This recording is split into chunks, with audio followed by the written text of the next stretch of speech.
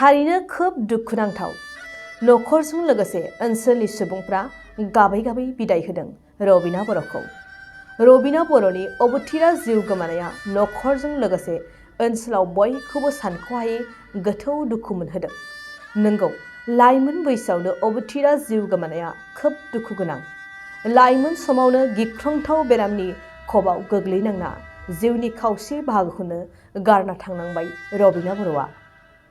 Kidney आरो लिभारनि गिख्रंथाव बेरामजों भुगिनांना दुखुथिया गोरिब नखरा हा-हु फानना फाहामथाय होनो नाजाबायदोंब्लाबो रबिना बर'खौ फाहामना लाखिनो हायाखिसै। दुखुथिया नखरखौ अनखांनानै खाथि खालानि मेलेमजिबि सुबुंफ्रा रांखावरिनि हेफाजाब होदोंमोनब्लाबो फाहामना लाखिनो हायाखिसै। दिनैनि समाव रबिना बर'नि नखराव सानख'हायै दुखु।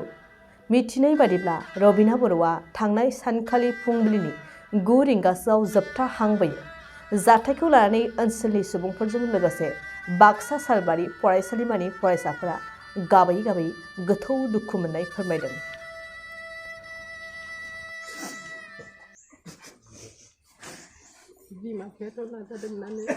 हानायखिनिखौ जों बहरदों। जेसेखिनि नांगौ जों किडनि सोलायनोब्लाबो जों हरगौमोन। मानसिया मोजां अबस्थायाव फैगावदोंबा मानो थैनायनि अबस्थामोन। बुंनो खुगायाव राव गैया। नाथाय मेनलि जोंना गुवाहाटियाव बिब्दिनो खालामखायो। गोबां स्टुडेन्टफोरा सुइसाइड जानो गोनां जायो। मानि थाखाय? जोंखौसो नङा।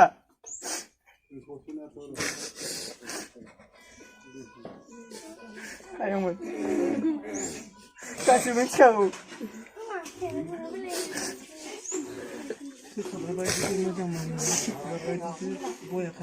दिनै नै रबिनानि बिदाय होनाय समावबो सोर फैदों? सोरखारनि फैदों नामा सोरबा? सालबारिनिफ्राय आं ओरैहाय MCLA बिसोरखौ एमानो इनभाइट खालामबाय, दासिम रावबो गैया।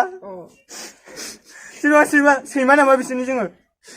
जों भट होनानै बिसोरखौ देरहाहरदों, नाथाय जोंखौ नायफिननो रावबो गैया।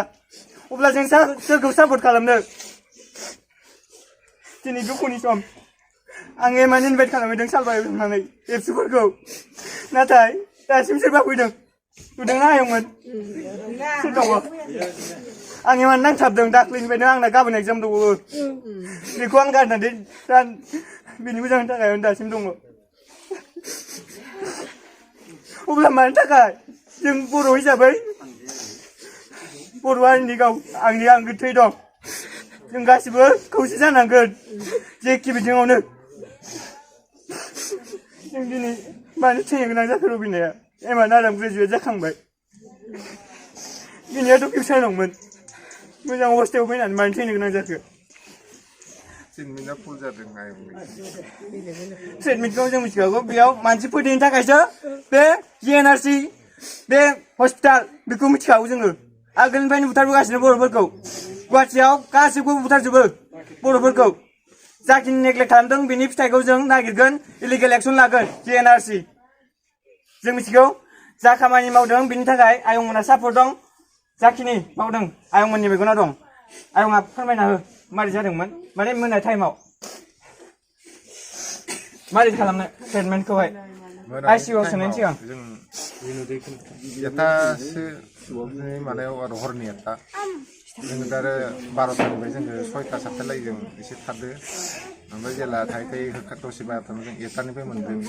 लिंहरफिनदों गावसोरो। ओमफ्राय लिंहरनानै होमबा बिसोरो माबा माबि गेस माबा माबि होबाय दं आरो बाब्राबहोबाय दङ। आंखौ नुफैदों। ओमफ्राय बेखौ आङो दुखु मोनदों। ओमफ्राय आं बुंदों मानसिया जागोन ना जारला होननानै आं सोंदों। ओमफ्राय आं खनथाम सोंदों जागोन ना जारला सार नों खिन्थानांगौ। र' जों नाजागासिनो दं ओरै होनना बुंदों डाक्टरा। जों नाजाबाय थागोन, नोंसोरबा दा सिन्था खाला। ओरैनिफ्राय खिन्थानोदो आरो नै ओरै फैनानै फैबाय ओरै आराय थांदों दिनै हार्टनि एटाक फैदो, दिनै पेसाबाबो बन्द' जाहांदों। ओमफ्राय बिदिनो गावसोरो खिन्थाबाय दं आरो। जायखिजाया मोजां अबस्थायाव फैनानै मानो बिदि जाफैनांगौ? ओमफ्राय आं उनाव आरो सोंबावदों खनसे बे हामगोन ना माखि। ओमफ्राय प्रब्लेमा मामोन मा सार होनदां। पिकनिकआ थांबाय, सिगनेल गैया होनबा बख'दोंसो बिसोरो होनना बुंदों। मिथिगौ जोङो।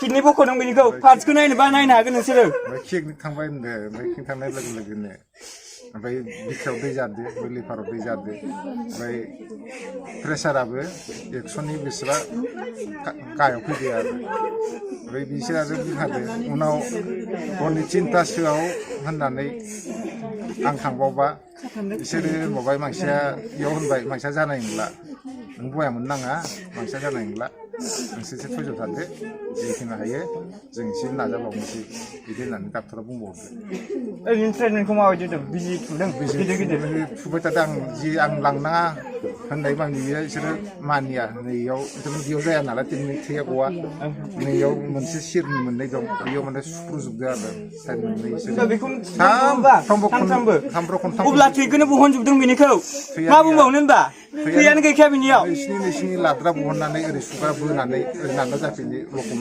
गारफैबाय थायो थैयानो इमान खम दंखायो बेनिफ्राय थैखौ बख'जोबोबा मानसिया मारै थांना थानो सानबायाव खननै थिबलाङो खननै थैलाङो फुङाव खनसे मोनायाव खनसे लाङो बेखौ ट्रिटमेन्ट खालामहैबाय थायो बे रिपर्टखौ नायै बिजिखौ सुनानै लिरना होयो थैखौथ' सोफैनांगोन ना आयं थैखौ जोङो बायनानै पेकेटनि गोसो गुदुं गलादारफोरनि थाखाय मोनसे मोजां खौरां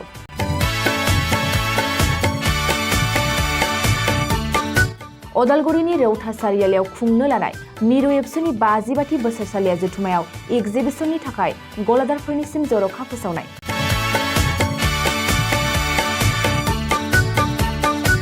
फैगौ 2023 मायथाइनि 26, 27, 28 आरो 29 जानुवारियाव खुंनो लानाय मिरु एबसुनि बोसोरसालिया जथुमायावनो बायदि रोखोमनि मुवा बेसादफोरखौ दिन्थिफुंगोन एक्जिबिसन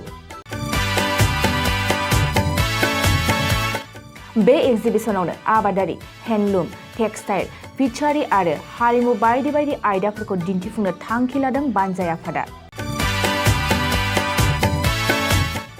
बेनिखायनो गोसो गुदुं सुबुं एबा गलादारफोरा एक्जिबिसनाव गला होफैनो हागोन आरो गला होनायनि सोमोन्दै आबुं बाथ्राखौ मिथिनोब्ला नैबे मबाइल नम्बर 9365245137 आव थोंजों सुलाद लानो हागोन।